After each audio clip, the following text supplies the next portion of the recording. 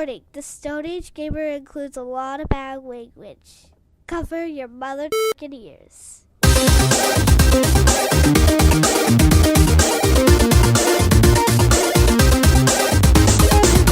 Good evening and welcome to episode 191 of the Stone Age Gamer podcast for the week of March 2nd, 2018. I am Kris Randazzo, and joining me tonight is Surfing Gorilla Dan Ryan. I am a surfing gorilla. I love TNC surf design and beer and wrestling.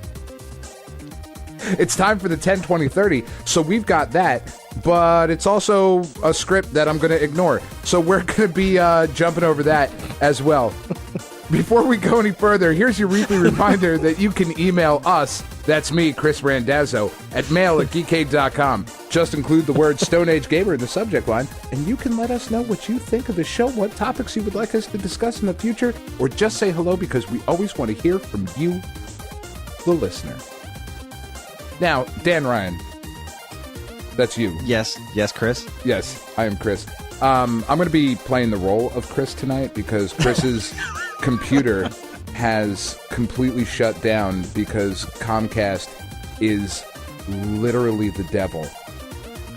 So I can't do this as you, Dan. I have to do this as me because that's my rage for Comcast. I am sitting here on my freaking phone, Skyping into this thing. I'm recording on my computer, which is working just fine, but the internet, shit the bed, right?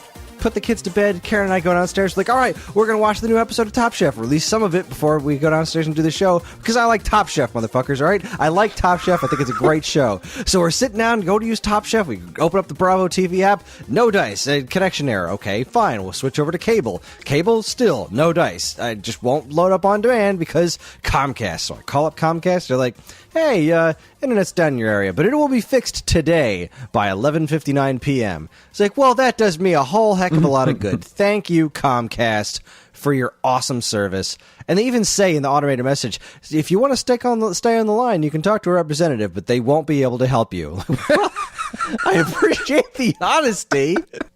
I mean, you can talk to one of us. We're just going to tell you to fuck off. But, I mean, see, and I think you're actually doing a very good job playing me because you said fuck before I did. You're me. Wow. This is bizarro world here. Unprecedented, Kris. Unprecedented. Comcast brings it out in me, Dan. Well, brings it out in me. You're not wrong, though. I mean, there might not be a company worse at their job than Comcast. Like, your job is to provide internet and cable television services, and I suppose phone for old people, but they're so bad at it. Like they really are. They're just, I mean, it's horrendous. And for those of you who are listening who do not know the delicate pleasure that is the exquisite hell of having Comcast as your ISP, it really, like, there are no words to do it justice, right? I mean, like, it's so bad. I swear to God, this is hilarious. My internet's back. It, like, just in the middle of you saying that, I got an email like, whoa, wait a second. I just clicked on Facebook, and my internet's back. I'm not going to trust it, because, I mean, it could just crap out at any minute, but yeah, my internet does appear to be back, so that's something. No. Go team. So bad. So bad. And it's really, like, the customer service aspect of it. Like, you can stay on the line to talk to one of our representatives, but they will not be able to help you. Like, wow, man. Like, wow. And like I said, I do appreciate the honesty, because it's like, look, there's an outage. We can't help you. But at the same time, do you really want to be like, we can't help you? It's your job to help. It's your job to help, man. Just help. Anyway, how you doing, Kris? Anyway, I mean, apart from this, I'm doing pretty well. I'm really very excited for what we've been talking about, what we've been playing episode. Because boy, I've been playing some stuff, man. I have been playing some stuff. I figured since I knew that was coming up, I would just stop playing games altogether. That way, I had nothing to contribute. I will just, as a quick little something, just because I have to announce the accomplishment, Karen and I beat Overcooked last night. Nice. The last boss in that game was really tough. That last level, and we were playing it with the kids in the room, which is always a bad idea because they're like crawling all over you, and it requires crazy concentration. Yeah, so last yeah. night before we recorded this week's episode, Karen and I decided to give it one more shot, and we just annihilated the stage. Just absolutely working like a well-oiled machine. I was very proud of us. We 3-starred it, and it's great. So we 3-starred the entire main game except for the last 2 levels before the boss. Those we only got 2 stars on. So we're not sure if we're going to go back to those, but there's 2 DLC packs included in the Overcooked Special Edition or whatever it is on Switch. So we still have a bunch of new levels to play past the boss. Well, all right then. I had a relative accomplishment as well on the Japanese Puzzle and Dragons server. They were doing a bunch of events leading up to the 6th anniversary of the game, which happened on I think February 19th or 20th last week. And with the events that they were doing, they put out a bunch of different ranking dungeons. Now, the highest I've ever gotten in the American ranking dungeons was like 36% or something like that. You know, so not great, certainly, but not terrible. But the Japanese player base is way better and bigger. Like the numbers are just, it's really not even comparable. But in one of the tournaments leading up to this event, I placed in the top 20% of players. Wow. And I was like really proud of that for some reason. Like, it's kind of a silly thing to be proud of, but like top 20%, like, and there's people playing this, you know, this thing all over the world, and the Japanese client is certainly much more popular for people outside of Japan than like the American version would be in Japan. You know, so there's a ton of people playing this, and to hit top 20, top 20%, pretty sweet. And it, like, what was cool about it is that it was a fixed team challenge. So like for a long time there was kind of like a gatekeeping aspect of it, of like, well, I don't have these cards, so I'm just not going to be able to get anywhere close to the top, right? Like, if I don't have X, Y, or Z, just can't do it. But this one being a fixed team, everybody had the same cards, no awokens, anything like that. So it was pretty sweet. Oh, it's a pretty damn fine accomplishment there. Yeah. That's a pretty damn fine accomplishment. Oh, a damn fine accomplishment, eh? I'll give you one of my mixtapes that I used to make back in college. A goddamn mix, Volume 1. That's delightful. Oh, it worked like a charm, Chris. Worked like a charm. Mm-hmm. So, just ask Tiff. Anyway, we're we were gonna talk about the Nintendo Switch's first birthday, but that needs a whole show, I feel. It does. I mean, you're right. I'm looking at the notes I took for this, and like, there's a lot to get through. There really is. Yeah, and it's been a hell of a year, and the thing that the year anniversary is the day after this episode goes live. This episode goes up on the March 2nd, and you know, the Switch launched on the 3rd. On the 3rd, yeah. We're gonna chunk that back until next week and just dedicate the show to that, which means. Oh, what was I just saying to Dan? So that means that this week is 10, 20, 30. Then next week we're going to talk about the Switch report card. Then the next week we're going to talk about what we've been playing for the last month and a half. And then the next week we're going to do that Data East episode we were talking about. And then the next week it's already going to be the end of the month, so we're doing 10, 20, 30 again. It's nice to have plans, Chris. It is nice to have plans. It's nice to not have to think about this stuff all the time. That's right. Because I do, anyway. Because I'm gonna, but it's nice not to have to. It is nice not to have to. So here's a fun little story before we dive into the 10, 20, 30 proper. I'm taking the day off tomorrow. Really? And, Rebel. Yeah, I am, yeah. You're announcing that on the podcast? Oh, so it's the end of our, I guess, contract cycle, and my time goes away if you don't, if I don't use it. Right. Yeah, I have use or lose time. So I'm taking a day off tomorrow, and I am working on. I'm going to be selling a bunch of my stuff. Okay. At Garden State Comic Fest this year. It's in April. It's in Atlantic City. Geekade is going to have a table, and at said table, I'm going to be selling a bunch of my old comics and my old video game stuff. Because now that I know the space that I have for my video game collection, right. It is an undisputable fact that I have too much stuff. And a lot of it's stuff that I don't particularly... It took you buying a house to figure that out? I didn't know what kind of house we were going to buy. I didn't know if I would have an entire basement to myself or what. I had no idea. I planned for every eventuality. I have too much stuff instead of not enough, and I'm happy with that.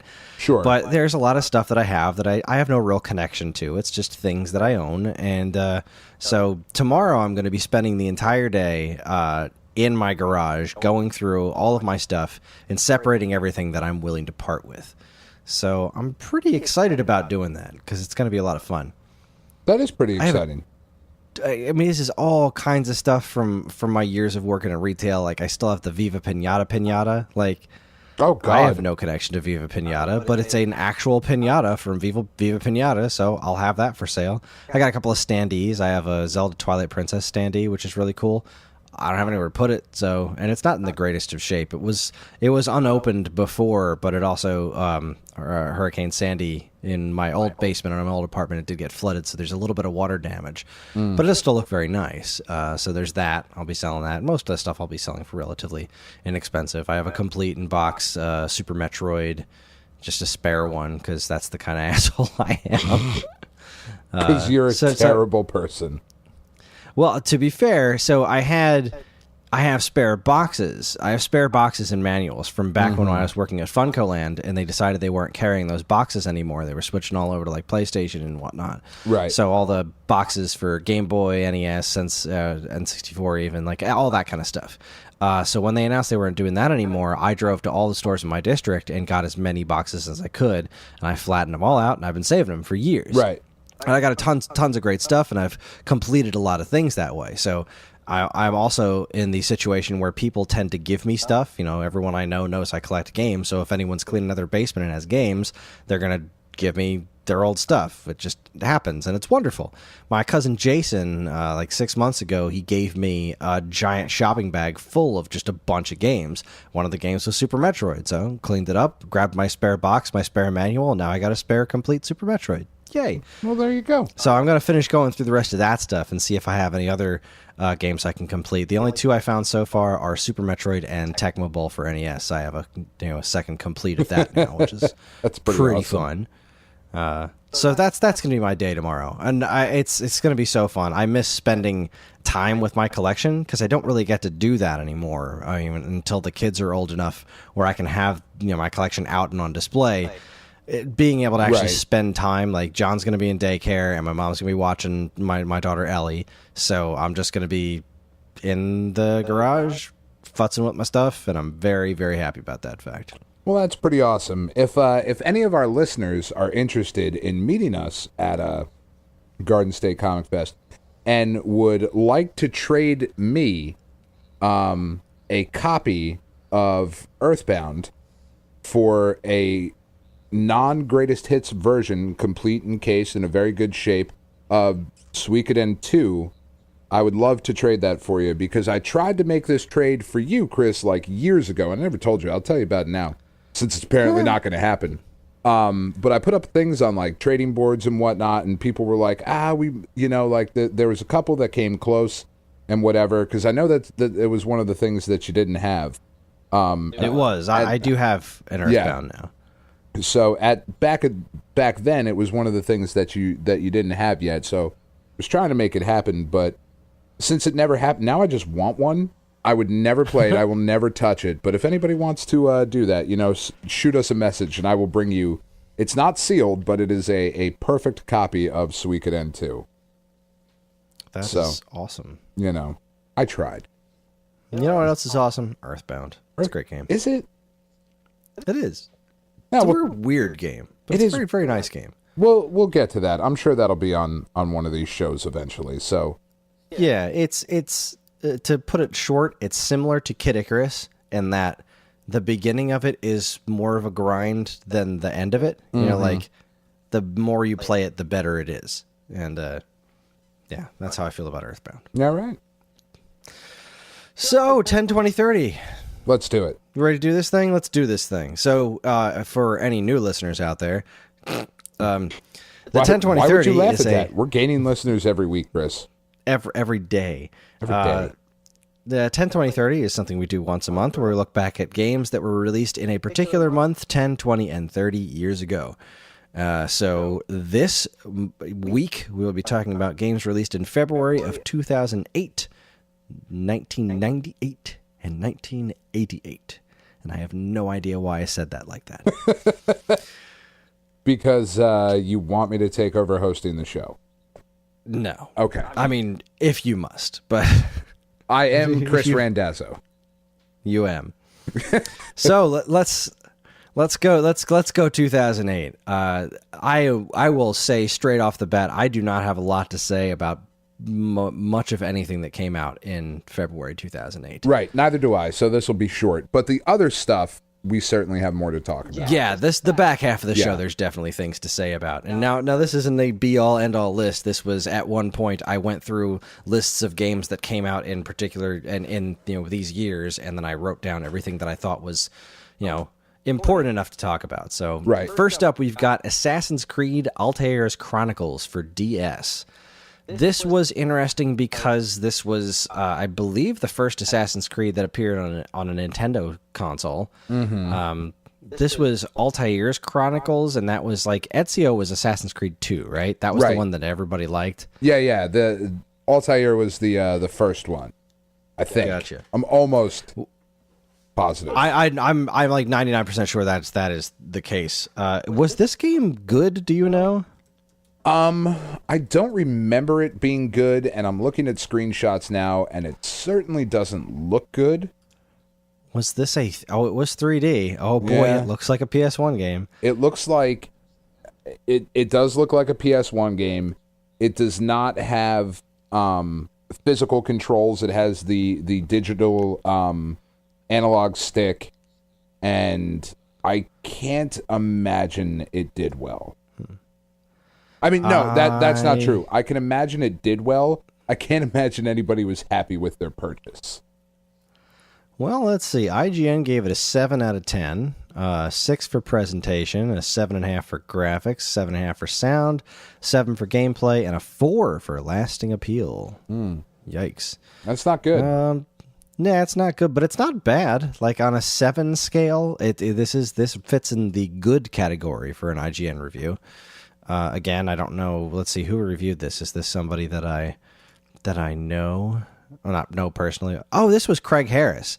I tend to agree with Craig Harris on most things. I thought Craig Harris is a good dude. So I don't know if Craig Harris said it was pretty good. I wonder. I doubt that it's aged very well. Like this was probably cool at the time. It was probably very novel to have Assassin's Creed on the go.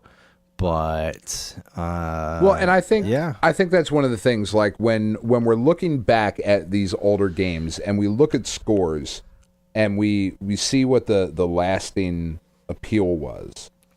A 4 is not good. Like that's basically saying that in a year or two this is going to be shit.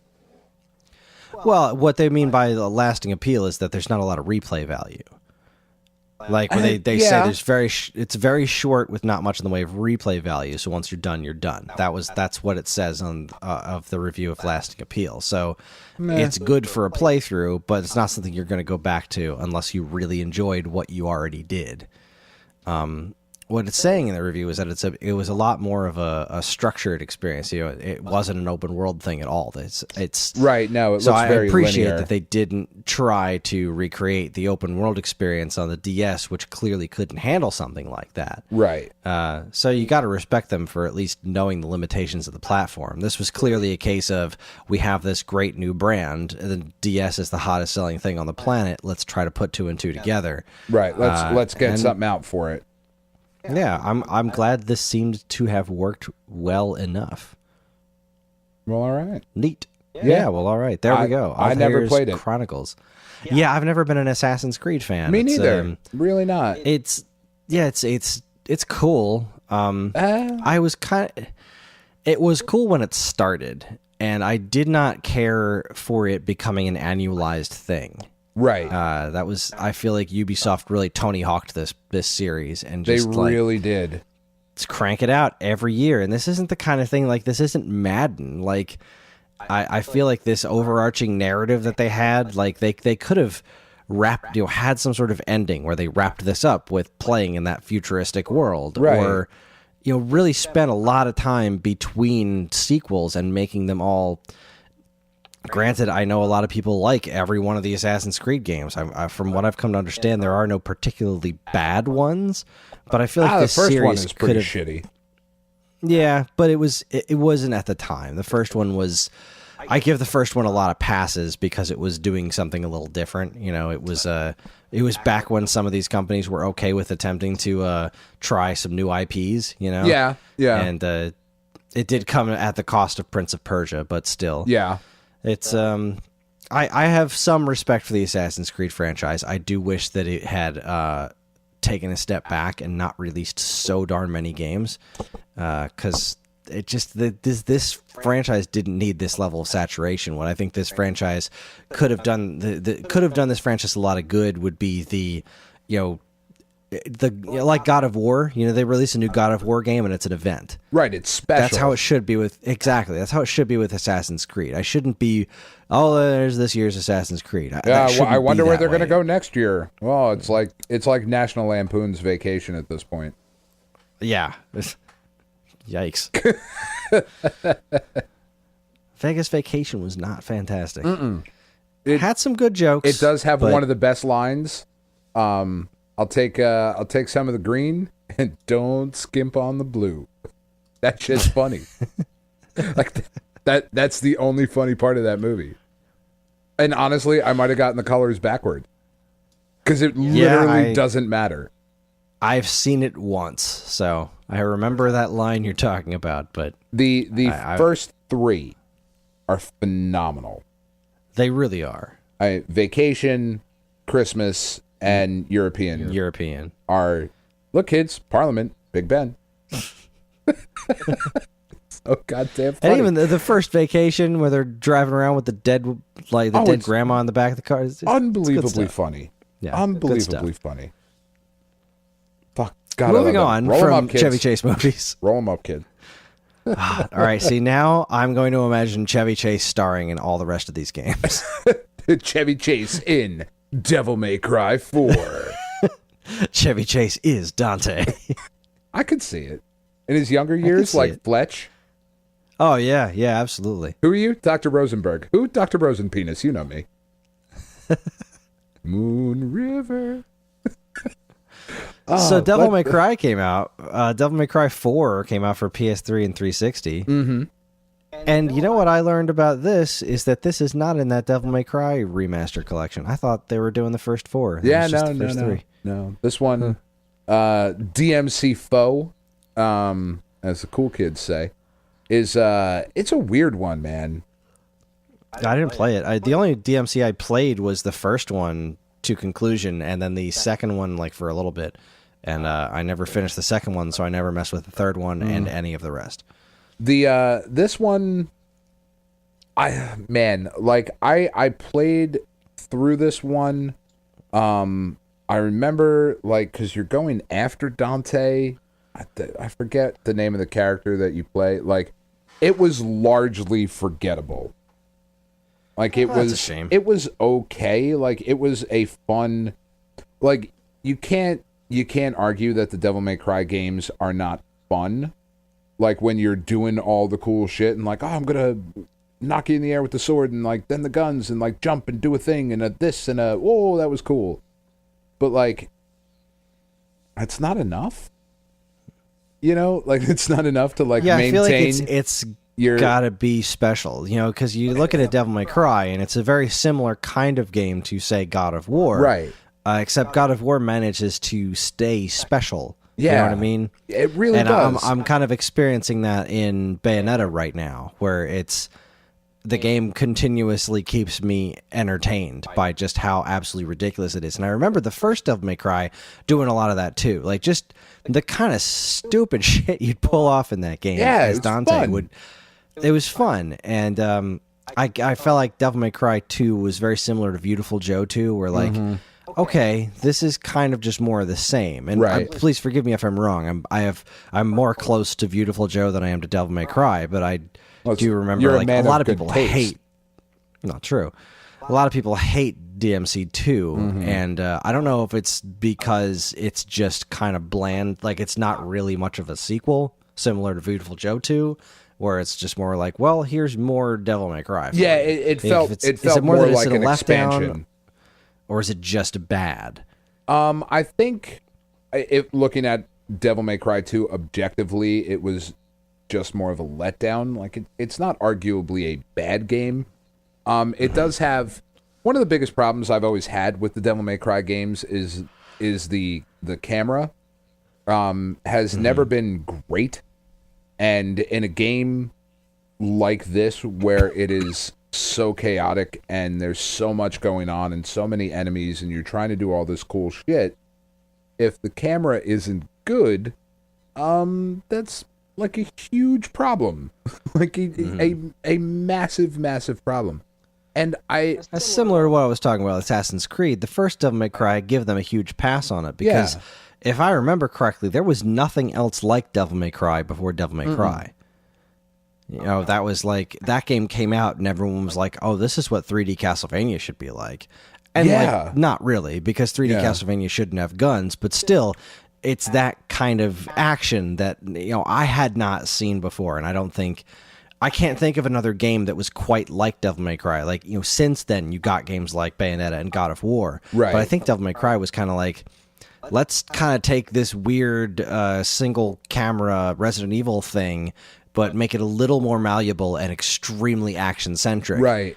And it really did work. And obviously it had its kinks, but it was the first one of its kind. So, right. And Capcom certainly like had tried with that. Like if you go back and look at the Onimusha games, which I love. I guess that, yeah. Like they certainly were like kind of like the spiritual predecessor to Devil May Cry, because they were still that Resident Evil style game, but much more action heavy.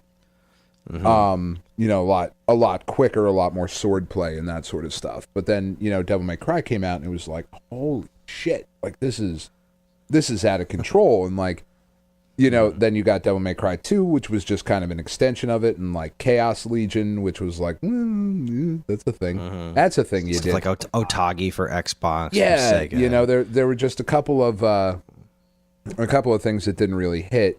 And then Devil May Cry 3 was great, and Devil May Cry 4, I think, had a lot more to live up to because it was the next gen one. It was the PlayStation 3 and 360 version. Yeah, like they need to do something special with this. Right. And from what I've come to understand, they didn't. I mean, it's got good reviews and people do like it, like enough to where people were disappointed that it was not on that re-release. And that it was followed up by DMC, which is kind of a soft reboot. Right. I really like that one though. Honestly, I really. Who was the really developer on that? That wasn't Ninja That wasn't Theory? Platinum, was it? Oh, Ninja Theory. Okay. Yeah. The They're Heaven the ones who Sword did guys. Heavenly Sword, yeah. Heavenly Sword and Enslaved. Was that Vanquish too? I Maybe. always get Vanquish and Enslaved confused. Enslaved, definitely, which was super fun. Which was the story of Sun Wukong and told in different time. Anyway, but like I don't know, this one and maybe it's just me. Maybe people really love this one more. I played through it, I enjoyed it, and then never thought about it again. You know what I mean? Like it's just like no information. Fair enough. So- Yeah, I don't really have much more to add on this one either. Much like the next one, Turok. Turok this was a rebooted. thing that happened. They rebooted Turok for PS3 and 360. I could And talk. no I one could talk for a cared. while. Yeah, I don't think this really was a big deal because I could talk about the N64 one, which was really cool. Yeah. But it just hasn't aged well. But No, at no. the time, it was really cool. It but was this really one, cool. I don't remember this doing particularly well in the store that I was working in, and I don't remember even being because like I was a fan. I liked Turok from the N64 days. I did, and I should have been excited for this. I liked all the I had old a PS3 comics. and a 360. I was all about them. But yeah, this didn't do it for me. I think it just smelled so generic to me. Yeah. I don't even think I ever played this one. I could tell you for absolute certainty I did not play this game. I'm almost positive I haven't. Just because, I mean, looking at some scores for it, Metacritic has it as a 69 out of 100 for the 360 version, a 67 for the PS3, and a 65 for the PC. So again, it's in that. Do you know how long this was from Evolution? I don't. Because Turok Evolution, I believe, was the... So Turok Evolution is a flaming pile of crap. Right. And it has one of the best things ever in it is I think it's Turok Evolution, and Electronic Gaming Monthly ran with this for years. Like there was a villain character that was just the laziest designed villain, Tobias Bruckner, and they used to give out every year the Tobias Bruckner Award for excellence in the field of crapulence or something like that. It was just delightful, and. So the Turok franchise was kind of in the toilet before this reboot. Oh, sure. Yeah. But I don't know if they had waited long enough to reboot it. Like, if this was a, Amazing Spider-Man to Spider-Man Homecoming situation where, you probably should have waited longer. Now, granted, that's a different situation, I guess, because a little bit. I could not wait to get Homecoming in the MCU, and I thought Homecoming was amazing. But, you know what I mean? Like... The feeling at first, even when they did Amazing Spider-Man, the feeling at first were like, "You're rebooting this already?" Like, this wasn't that long ago. No, it wasn't. Enough time has not passed. I don't know if that's the case with this one. I know that there was a sequel planned for this Turok, that was canceled, and then the developer Propaganda Games eventually shut down. So, unfortunately, Chris, it appears that we're never going to get the conclusion of this story. Well, damn. I'll just put this on the shelf next to Advent Rising and cry myself to sleep. This and Too Human and Advent Rising. Yeah, I mean, because it's one of those things, right? Like it's sitting here and looking at the scores. Like IGN has this as a 7.3 out of 10 as well. So this is kind of in the same vein as Altair's Chronicles. And I mean, meh. Yeah, this one gets in a resounding meh. It's kind of weird too. Like it calls into question the whole ranking system, right? Because rating something out of 5 is folly at best and should never be done again. It's dumb. Because, what is a 3 out of 5? Is that a 7 out of 10? Is that a 6 out of 10? Is it a 6.5? Is it a 7.5? Yeah, I don't know. That's a dumb question that I wonder about. These are things that keep me up at night. Out of 100 is a little bit better, because then if you look at it, if we equate it a 7 out of 10 being a 70 out of 100, well, that doesn't sound nearly as good anymore. Yeah, 7 out of true. 10 sounds way better than 70 out of 100. Mm-hmm. So I feel like we should really push for the equating to grades in school. I mean, the IGN scale, every time they give out a 5 and people are like, I guess it's a flaming pile of shit. They're like, no, 5's actually just means it's an average game by our scale. I listen to a couple other podcasts and they always have to defend these scores that are we use the entire number scale, because what a lot of things happen with the number scale, especially in the the 1 to 10 situations, that anything, it was the game has to be a varying degree between 8 and 10 to be considered anything even worth considering. And IGN really wanted to buck that trend by saying no, we're going to use the entire scale. If a game is a 4, that means it's better than a game that's a 3, but it's not quite a 5, which is still not bad. And I really I appreciate that.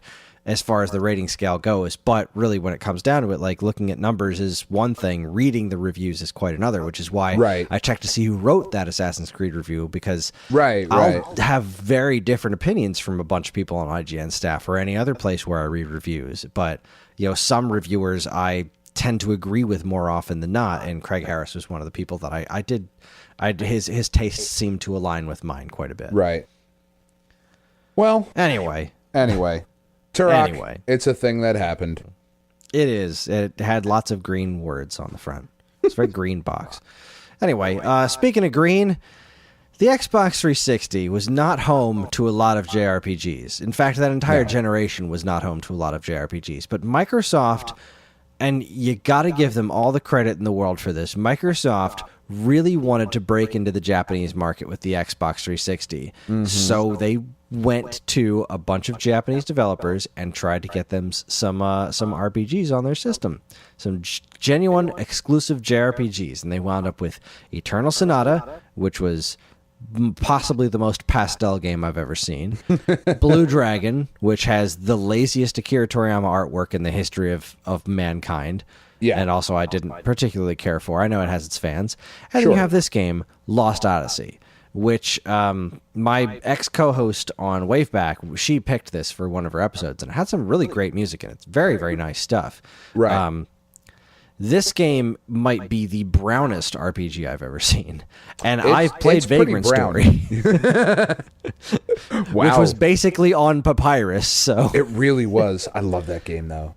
But yeah, that's the thing. If I'm comparing this even visually to Vagrant Story had this style to it. And Lost Odyssey, to me, I never liked the look of it. It's... was this Mistwalker that did Lost Odyssey? Now I'm confused.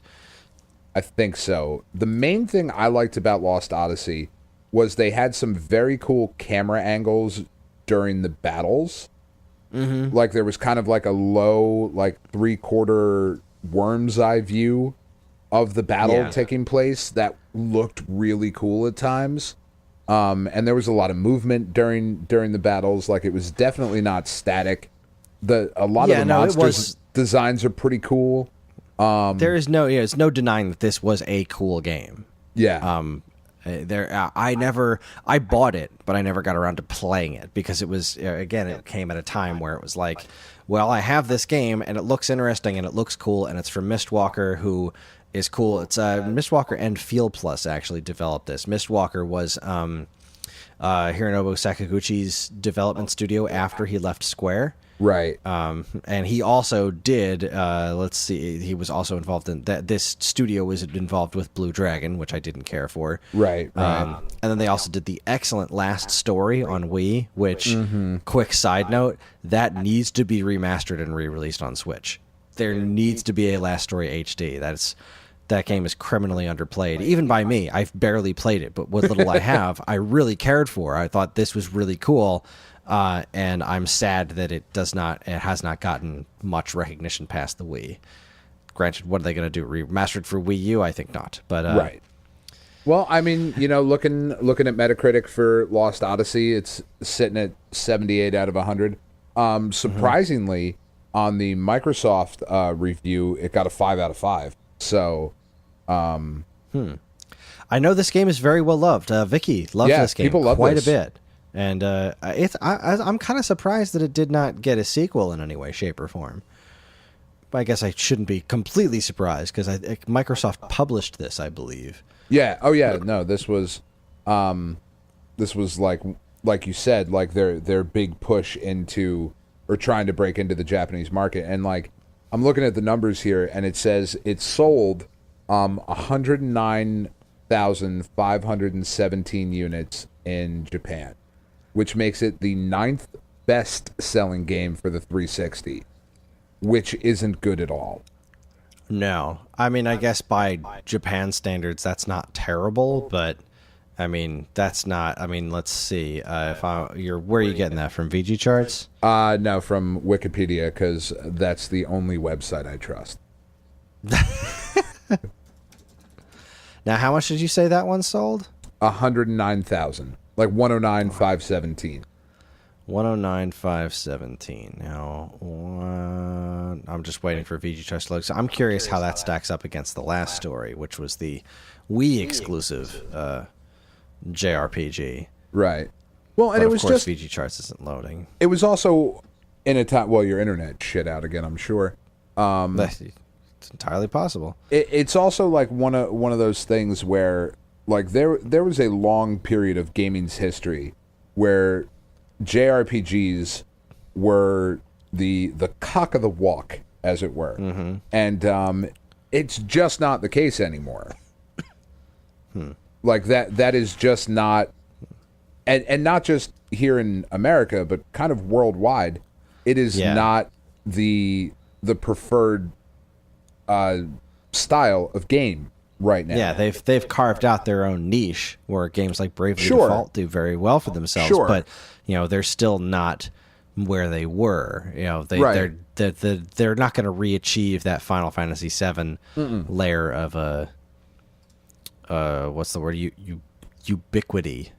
Yeah, I mean they're just not. And like, Yeah. I mean, I would say that if this Final Fantasy VII remake that is coming out, if it ever comes out, sells half of the copies that the original Final Fantasy VII sold, it will be a smashing success. I would agree. Because it's just not the world we live in anymore. I mean, where we are right now is, quick online multiplayer or mobile. That's just where we are right now. And I think we're starting to see a change a little bit back into some more story driven content and whatnot, just with some of the things that are coming out recently, but it's still not anywhere near what it was. I mean, if we have listeners that are young enough to not remember the heyday of the Japanese RPG, and I'm talking like mid 90s kind of stuff. Yeah, we're talking like, the end it of was Super Nintendo, beginning of PlayStation. Like, it was PlayStation everything. getting Final Fantasy VII was such a big get. I think that was a huge blow to Nintendo. But I mean, there was so much. I mean, when you had games like Ark the Lad that were selling millions of copies, and maybe not millions, I might be making that up, but like hugely popular games that are worth a lot of money now, and just crazy stuff. And it's just not the world we live in. The last story on Wii sold just 112,000. Well, Yeah, that's in Japan. Yeah. It doesn't really seem to be. It looks like it sold 0.67 million worldwide. Right. So This chart is reading weird, but 670,000 copies. yeah, 670,000 copies worldwide. I guess that's not terrible. It did all right, but probably not. Well, again, that's a podcast for another podcast talking about the budget for Last Story and all that jazz. But Yeah. well, Anyway. you know what? Lost Odyssey should get the HD treatment if it hasn't already. And maybe, this might be something that they look into when, never mind. I'm not going to bash any Xbox fans, right? Just gonna let Not it go. right now, anyway. No, next week. Next week. We'll hold off. All right, so the last bit from 2008 is Lost Planet for PlayStation 3. Now, I believe this had already been out on the Xbox 360 at this point. Right, yeah. This is just the PS3 port of the super cool, get it, action game from Capcom. I Nice, never got into this. I didn't either, but I always thought it was cool. Like, It looked like something I would be into. I prefer Not third-person shooters to first-person. it's Keiji Inafune. I mean, Yeah, I mean, I just never got into this one. same here. It looks cool. Same here. The designs are cool. And everything. This game has a very hardcore following as well. It does, yeah. Boy, this was a while later. Let's see. Yeah. The 360 one was on January 2007. This was over a year later, February 26, 2008. Yeah, Yeah, Xbox 360, especially at the beginning, man.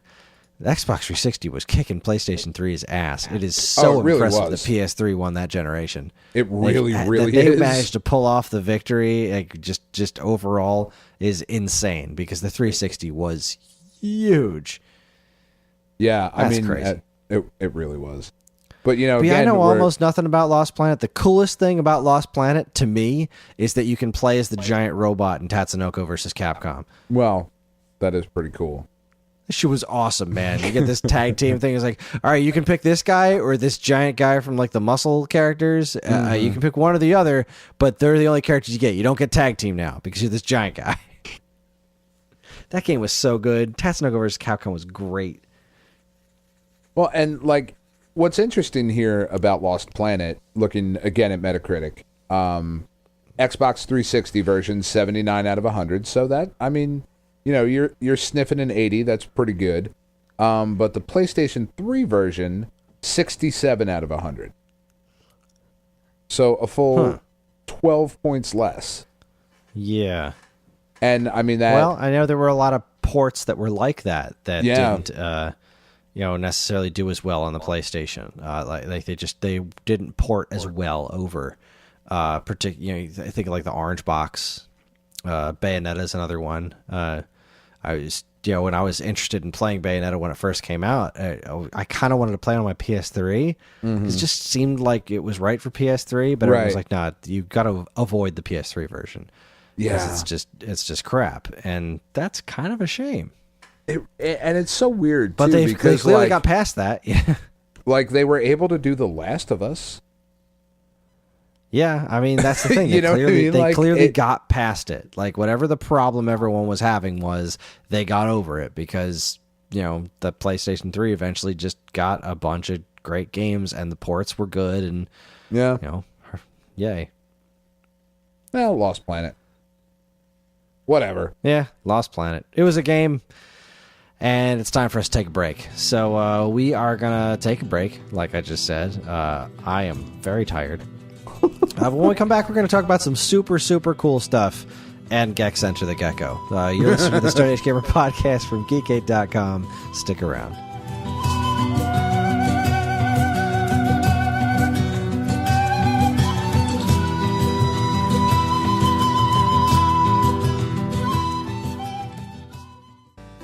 And now here's a look at some of the other original content available right now at Geekade.com.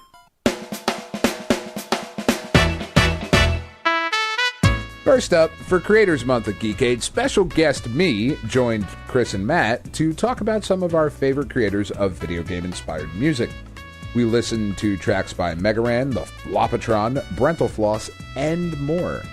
You haven't heard, and trust me when I tell you this, you have not heard Donkey Kong Country 2's Snaky Shanty till you've heard it played on a fucking kazoo. Don't believe me? Check out the Waveback Podcast, episode 51, Creators Month special, starring me, Dan Ryan. Not for nothing. Still, favorite part of that episode was listening to you guys laugh at that kazoo track. I included that at the end as like an outtake after. It was just so unexpected. So very, very unexpected. I have no idea what I thought it was going to be, but I can promise you that kazoo would have been the very last thing on my list. Especially to be played so brilliantly. Next, continuing the trend for Creators Month, my wife Karen decided to write about some creators she's only recently come to appreciate. She's never been much of a fan of visual art, but lately she's come across some by some fantastic geeky women that really speaks to her. Find out all about some great female artists and how you can support them in art appreciation, located in the think tank. Then, Geekade's newest writer, Ernie Rockelman, has some fantastic news for horror fans. The late, lamented Fangoria, beloved by all as the indie and industry standard of genre magazines, is returning, Kris. Yay. Do you have your subscription in? I do not. Not that I'm not a fan of Fangoria. That yay was more out of tiredness than like I had my eyes closed at the time, and I tried to excitedly say yay, and that's just what happened. I apologize. Just like your bedroom. Learn a little about its history and the journey it's taking to make its way back into the hands of the fans in Fangoria Fans Rejoice, located in the think tank. You can catch all this great stuff, plus tons of other articles, videos, podcasts, and more right now at geekade.com.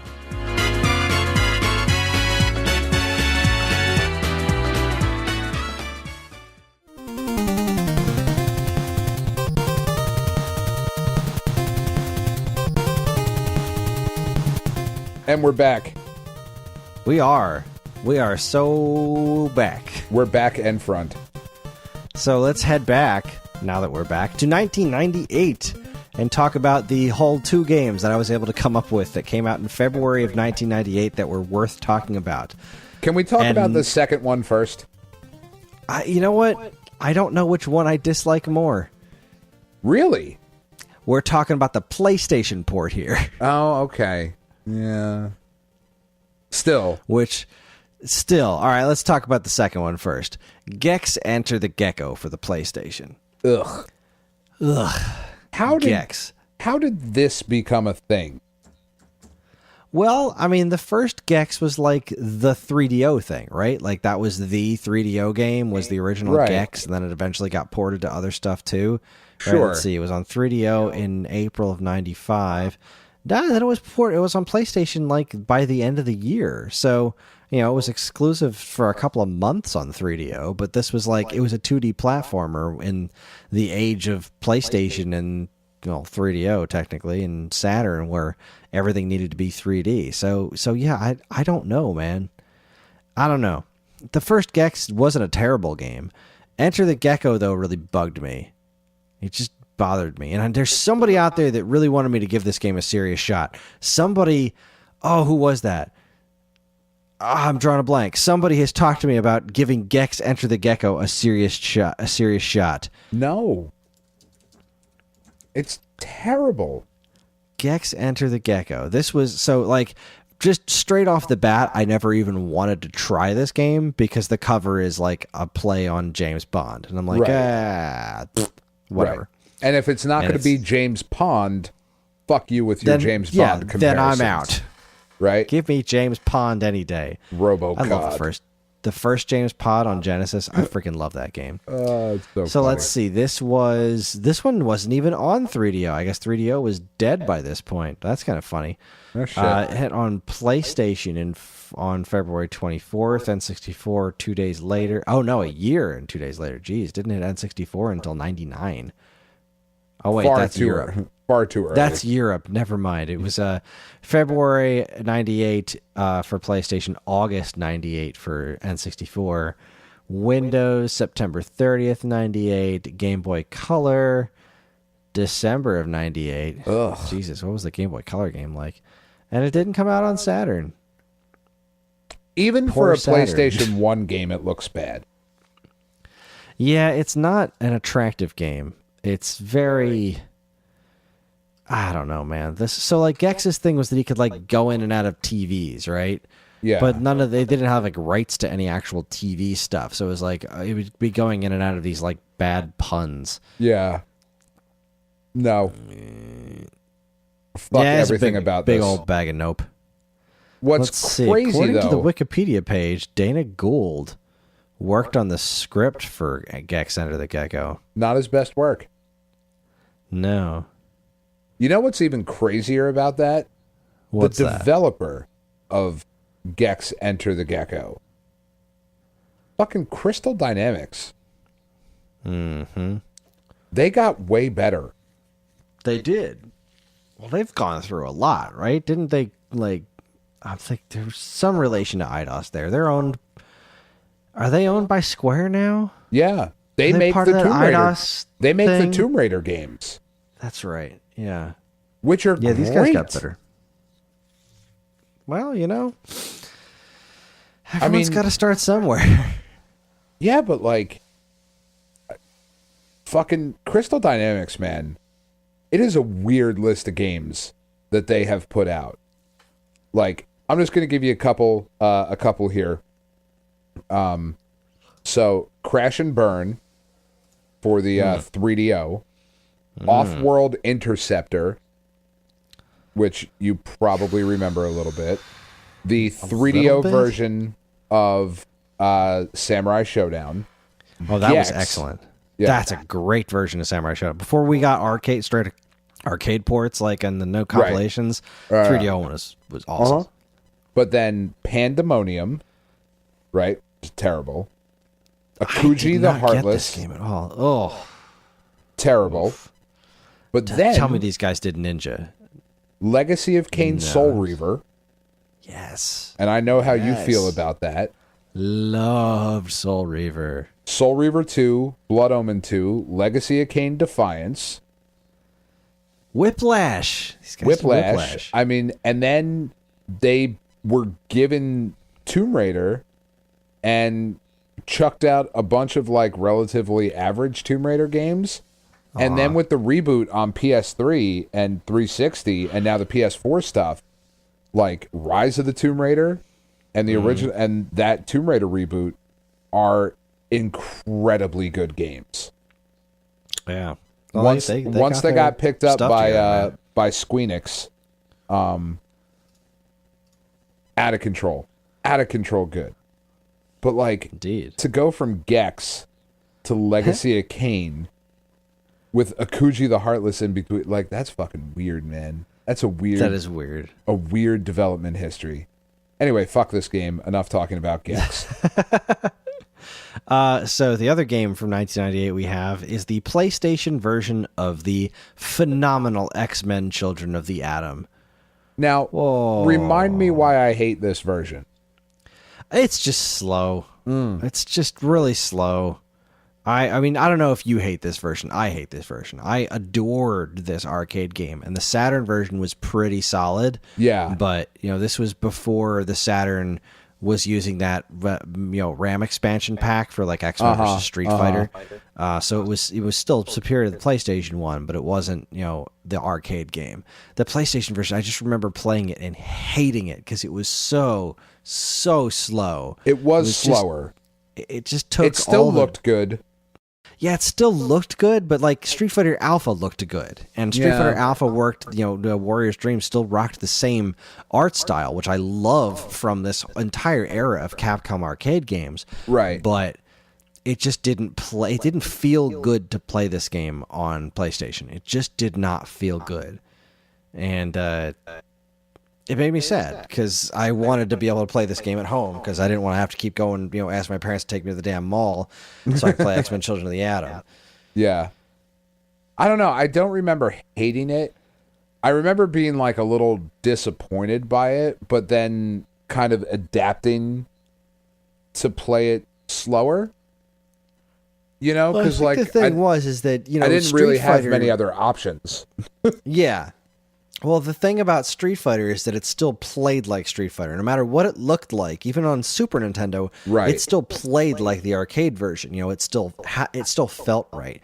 And this one, I feel like they concentrated too much on making it, just copying that art style and making those sprites run on the PlayStation, and it just didn't get the feel of it right. I did not care for this version of this game because it was a pretty game.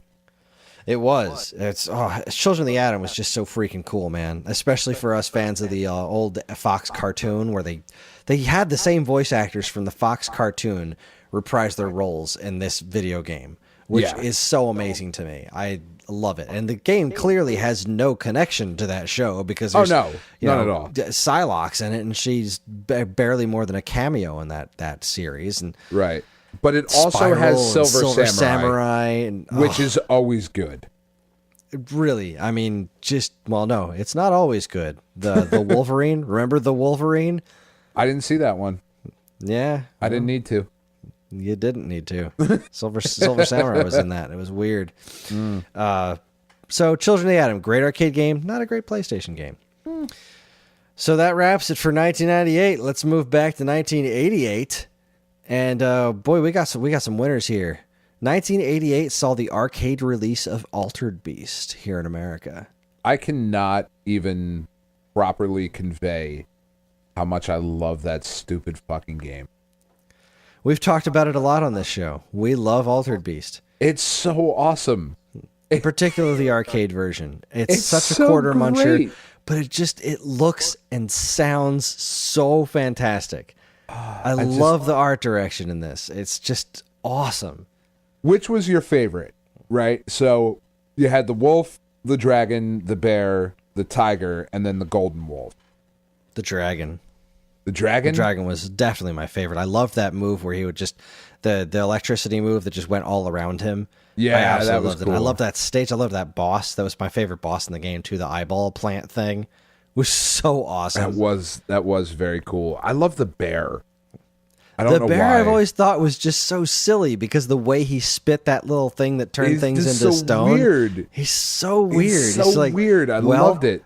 I just wanted to hug him. Like all the other ones look badass, and he's adorable. He is a really giant is. teddy bear. He's He is so not cute. ferocious in the least. No. And like, here's the I attack think that's for what a bear. I love about it. The bear turns things to stone and rolls into a ball and jumps around. Like, Oh, it's fabulous. makes zero sense. Everything about that is awesome. You know what else kind of bugs me about Altered Beast? Like, this is a retroactive thing I didn't notice when I was a kid, but I noticed now.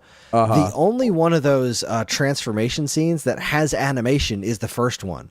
Yeah, it's the wolf, yeah. Yeah, all the rest of them are just like, they start just flashing back and forth between the pictures until you're the other thing. Like, damn it. That animation into him turning into the wolf is awesome. Oh, it's so cool. That whole game so is so cool. cool. It is objectively not a good game. Oh, no, it's horrible. It's so cool, it makes up for its lack of good gameplay. It's just that damn cool. It's horrible. However, I adore this game. Absolutely adore it. Always It's just, did. it had that right thing. It really did. And I'm glad that the PlayStation 2 reboot never came here to America because it looks awful. Yeah. Yeah. But as we've both said on the show, the Game Boy Advance sequel is freaking great. It's ugly as sin, but it's great. It's the weirdest thing. And it proves that there is a good game to be had made with this gameplay. Because There really is. I want more. The idea of this, of a slow-paced, auto-scrolling brawler, Yep. is not intrinsically flawed. Nope, I want more. You can make a good game out of it. I do. I want more too. I want someone to take this and run with it I want a really talented studio. I want Drinkbox to do this one. Yes. Yes. They would be really good at this. Make it happen. Fuck, make this Can you happen. imagine just a fighting system as deep as Guacameele's, except not with the Metroidvania elements of it's just this. I see. You know how I feel about Drinkbox, though. I want them to make do. everything. That's I true. really do. I want them to make Madden. Yeah, Madden, Drinkbox, they'll do it right. Oh, God, I fucking love Altered Beast. I love the arcade one. It was just, man, like, that first time popping into the arcade and, like, it sounded so different Just than the everything sounds, else. The sounds. Rise Sounded from your so- grave. So brutal and, like... Yeah, the crashing sounds in particular. You know, like anytime like one of the zombies was busting out of the rocks and go, oh, so good, so good. And that first time, man, like, there are a few games that had arcade moments like that for me. Like Mortal Kombat, seeing Mortal Kombat for the first time was like... Seeing oh my Goro God, for the first time in particular. so Shit, man. crazy. So crazy. But like the first time watching some, greasy-haired fucking slacker teenager, because, I'm old, like playing this game in the arcade, but like watching that animation for the first time of like, you're fucking wolf now? What? Yeah. And like, and What? so they do that, and then almost immediately after that, you get "Welcome to your doom," and then Oh, this so giant, awesome. hideous, amazing monster shows up and starts throwing faces all over the place. Like it was so weird and so so weird. brutally awesome. God, it was so incredible. Oh, So and then incredible. the second level with the fucking just like globs that would suck onto you. It was so And fucking weird. the way they looked when you kicked them, and they like looked like you're kicking a beanbag chair. It was so awesome. Altered Loved Beast rules. It really does. God damn it. It's the best. More good stuff from February of 1988. We got the ultimately perfect, the just wonderful, amazing Contra for NES. Oh, Going back, this is one of those situations like Rygar, where it's like you go back and play the arcade game and think, nah, I'm good. I would rather play the NES game. I would rather play the NES game. It's I really so would. good. It still holds the test. Holds up just phenomenally well. The original NES Contra is just a masterpiece. That game is so good. It's perfect. It's perfect in every way. Yeah, I mean, like, even its flaws are perfect. Like, it is. It's hard in just the right way. It looks good. The music is incredible. The weapons are great. And the shitty weapons, like, you want to avoid, but that's great. Like, oh no, you got the flamethrower. Like, sorry, Shit. sucks to be you. Kill yourself now. Get a different weapon. Gotta get that spread gun. Gotta get the spread gun or the machine gun. Either way. Yeah, machine gun's good. Spread gun is easier to beat it with, obviously, but Well, sure. and then you have like the laser, like the fuzzy laser. That's like it's awful, So but weird. it is so powerful. Yeah. Like it just Destroys it does so much everything. damage. But you gotta be able to like be good with it. And you've got like the whole game is about mashing buttons. But if you mash buttons with the laser, you're screwed because every time you press the button again, the laser disappears and starts over again, which makes no sense. No, that's not how lasers work. No. Well, actually, it kind of is how lasers work. Yeah, it kind of is. Like, they except, just kind of go until you turn them off. So if you're like, just click it. Actually, it's perfect. Never mind. I take it all back. Yeah, My but it's life not has been a still lie. connected. It's like the blasters in Star Wars. It's like it's no longer connected to your gun, so it's not even really a laser. It's like an electricity gun or something. It's fucking ridiculous. It doesn't matter. Yes. It's Contra and it's awesome. It's But so if- awesome. If you could use the laser effectively in the vertically Oh yeah. scaling levels, like Oh, yeah. when the things would open up on the side, over- like the boxes, you just wreck those. Yeah, yeah, you're absolutely right. Good So old fun. fuzzy laser. Fuck, I love Yeah, Contra. Contra's great. Super Contra's great. Contra Through the Alien Wars is one of the best action games ever made. It really Contra is. 4 is awesome. Most of the other Contra games are kind of garbagey. Contra Hardcore is great. Neo Contra, I still like that one. Yeah, that was alright. That was But, samurai in it. That was weird. Yeah, that was weird. But god damn it, this first Contra, like, man, god damn it, we've talked a lot about Contra and our love for Yeah, Contra. we have. All right, But- this next one's all you, Dan, because I have played very little of this game. The next game here is TNC Surf Design for NES. The bulk of my experience with this game is Steve Costanza, my first boss at my first Funko Land. He was teaching me about collecting NES games, and he said, you got to pick up the really easy ones, like just to fill in the blanks, like Right. Silent Service and TNC Surf Design. And so I picked up TNC Surf Design, and it's got a little tiki dude and a gorilla on the front. And I've played it like twice, and I was very confused by it, and I moved on to other things. I know you love this game, though. I do love this game. It's hard. It's so hard. It's so unfair. The level design is garbage. The surfing is almost impossible. It basically equated What do to you do in this game? well, you skate, and then you surf, and then you skate, and then you surf as a different character, and then that's kind of it. I mean, that's really it. It basically equates to the skating sections.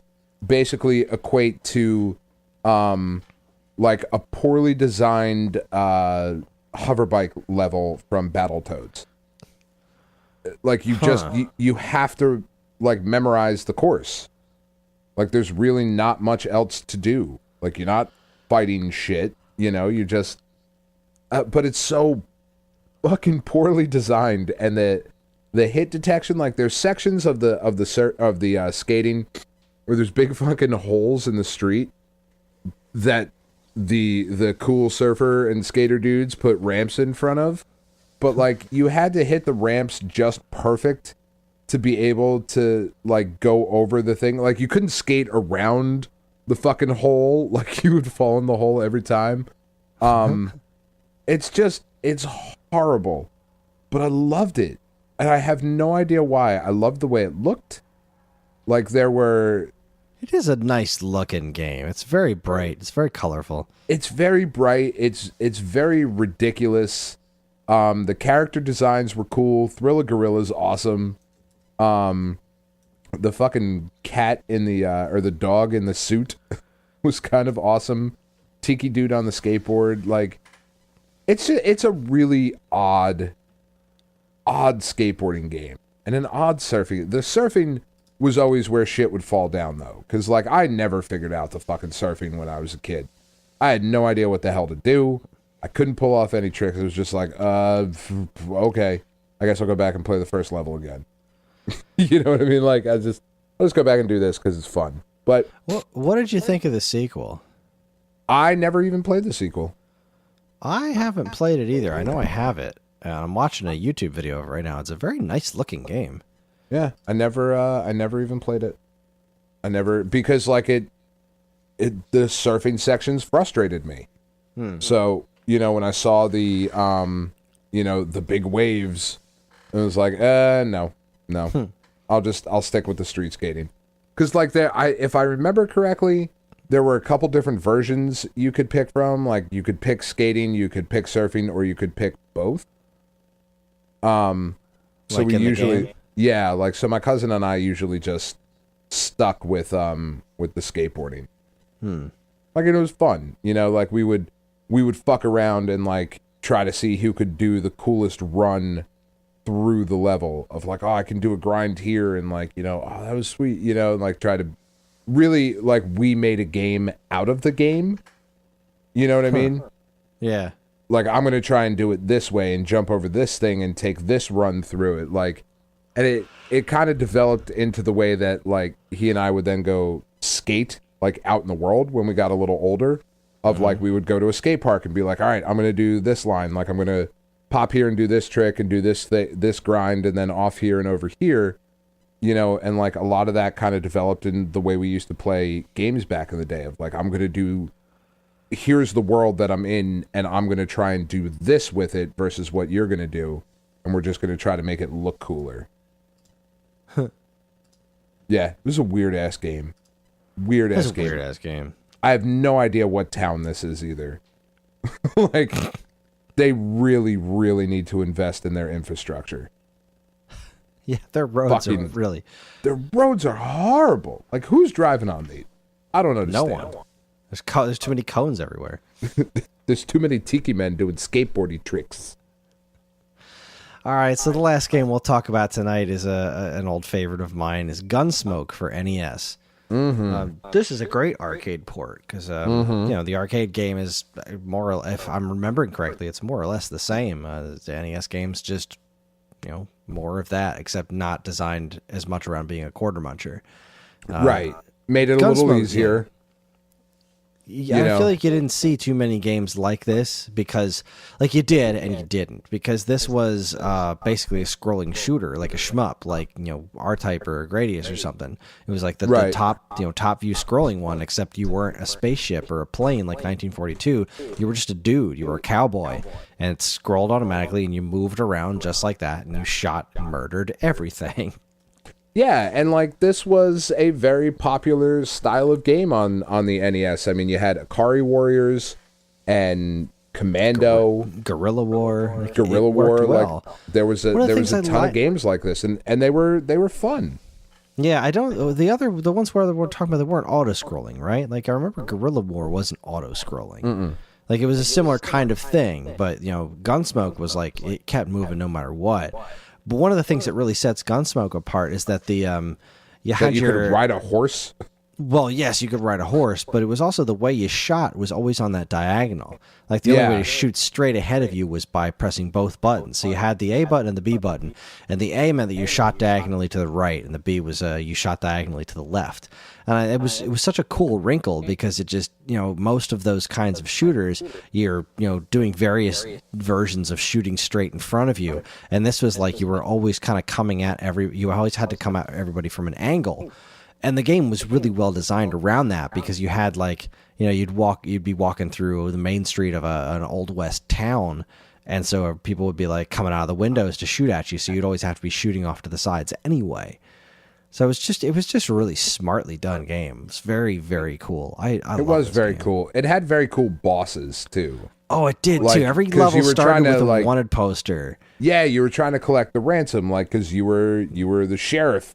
Yeah, so you're out you'll get the bounty on this guy for whatever the heck dollars, and every stage started with this is this boss, so you get this really cool cartoon drawing of a guy with a wanted poster, and then you'd finish the level and the wanted poster a bunch of gunshots would go through it or something. Is very cool. And the boss fights were pretty cool. Bosses. There was the Native American dude who would throw fireballs at you. He was a bitch. There was a cowboy hold guy. on, I'm getting here. Round 1, because there were 10 rounds through the game, so and the money increased obviously as you went through. So the first one, you had the Master who fought with a Winchester. Then you had Roy who fought with a knife. The Ninja, obviously in the Old West, who fought with dart. I mean, everybody knows that. The Ninja in the Old West. I remember that. Yeah. Then you had Cutter, who was super cool, who had the boomerang, which was a fun boss that's fight. Right. Yeah. Pig Joe, who threw the dynamite at you, and then that guy, Jesus, wow, yeah, he was bringing this back. Pain in the ass. The Wolf Chief had the shotgun. Mm-hmm. Then there was Goldsmith, who had double rifles. He was fucking hard. Los Pubro, who had a double pistol, was also the game was relatively easy up until you got to level 7. Mm-hmm. Los Pubro had the double pistol. Fat Man had the machine gun. He was the mafia boss, right? I think so. I don't think I got that far. And then the final one was the Wingate family. So there was a couple of them, and there was a machine gun and a rifle. That's right. The only way I was able to get that far was with Game Genie. I think the furthest I ever got by myself was the level where round 7. I think that's the farthest I was ever able to get as a kid, on my own volition. We did eventually get a Game Genie and beat this. Yeah. And that was the arcade version of it, which is the way that I've played it the most, through an emulator. The NES version had... The NES one ended at stage 6. That's had right. Only 6. Yeah. That's right. Okay, so it was Fat Man Joe. Yeah, I never made it to Wingate in the NES one. That was okay. I made it to Fat Man Joe, and then I made it to Wingate with the Game Genie, and I got to this whole Wingate family thing when I eventually played this on an arcade compilation where I had infinite quarters. That's what happened. Regardless, there was a fucking ninja in an Old West game, Chris. Darn right there was. It's a weird game. I do like Gunsmoke. It's a very cool game that I think, of all the games on our list this week, this is the one that you should seek out and play. Yeah, it's very fun. Yeah, definitely seek out and play Gunsmoke. This game is really, really great. You should play this, and then you should play Sunset Riders. Yeah, Sunset Riders is good. Because that's the next Capcom Western game, and it's way better than Gunsmoke. And I like Gunsmoke, but Sunset Riders is fucking dope. It's so good. That hit the... Sunset Riders was Konami. No, it was Capcom. Or no, you're right, it was Konami. I'm looking at it. Son of a Konami. bitch. I thought that was Capcom. God damn it. See? I don't know what I'm talking about. Show invalid. It's a fucking delete it. I'm not recording anyway. Should I be recording? Should I be recording this? Oh man, there's a ton of ports of Gunsmoke too. Like I'm just looking now. There's MSX. Yeah, that came on everything. I think there's is there a Let's Compare on that? TCN on YouTube. I'm sure there great is. Let's Compares of games. Let's compare. There was an Amistad CPC version, except it was called Desperado. Yes, there's a Let's Compare for Gunsmoke. Let's see which one. If Gaming History Source does these great Let's Compare videos, and boy, how many do they cover in this?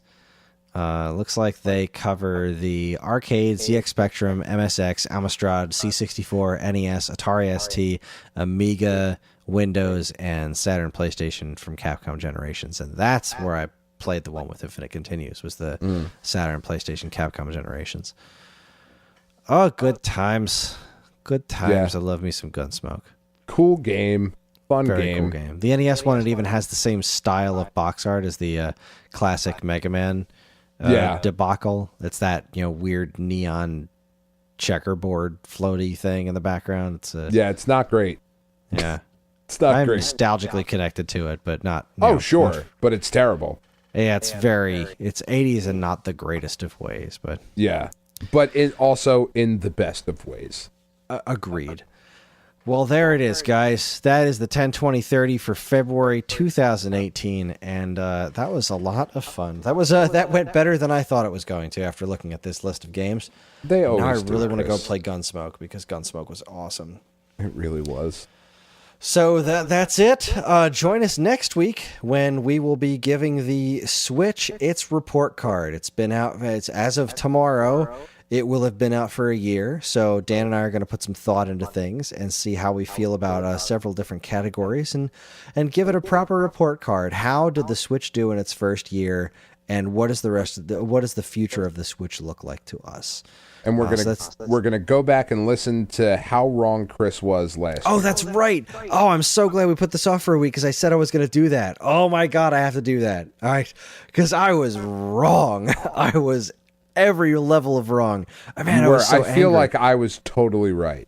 I'm going to listen to that episode tomorrow. Boy, while I'm working in my garage, I'm going to put that on and listen to that episode tomorrow. That's going to be fun. Oh, Send me boy. notes so I don't have to listen. I will send you notes. It will be awesome. I'm gonna talk to Evan about editing in bits of me being very angry about things. It's a good thing I have no shame. Anyway, so that's gonna be it. That's right. See you then. Once again, you can get in touch with us at mail@geekade.com, as well as all flavors of social media that we inhabit. You can like us on Facebook, follow us on Instagram at Geekade, subscribe to our YouTube and Twitch channels for all our latest video content, and follow us on Twitter at _Geekade. You can also find us individually on Twitter. I'm at Geekade Kris, that's Geekade Kris, and Dan, you are available at... Also at Geekade Chris. It's really weird. Our messages keep getting mixed up. They really do. At We're Geekade indistinguishable.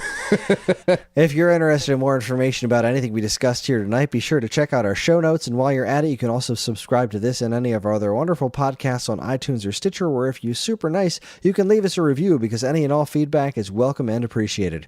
We'd also like to thank our intrepid editor, Evan, for making this show listenable for all you folks. And we'd also like to thank Mark TDK Knight for our show's theme. You can check him out on SoundCloud and Bandcamp or his website, which we'll have a link to in the show notes. Again, always remember to keep your eyes on geekade.com for even more fresh, original content.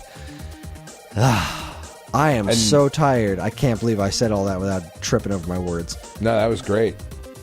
Except that now I've got tape all over my face. You know how it is. You go to a party, there's dancing, one thing leads to another. Now I have tape all over my face. That's everybody. On behalf of Dan and myself, keep playing games. You know what's cool? Tying your shoes is cool.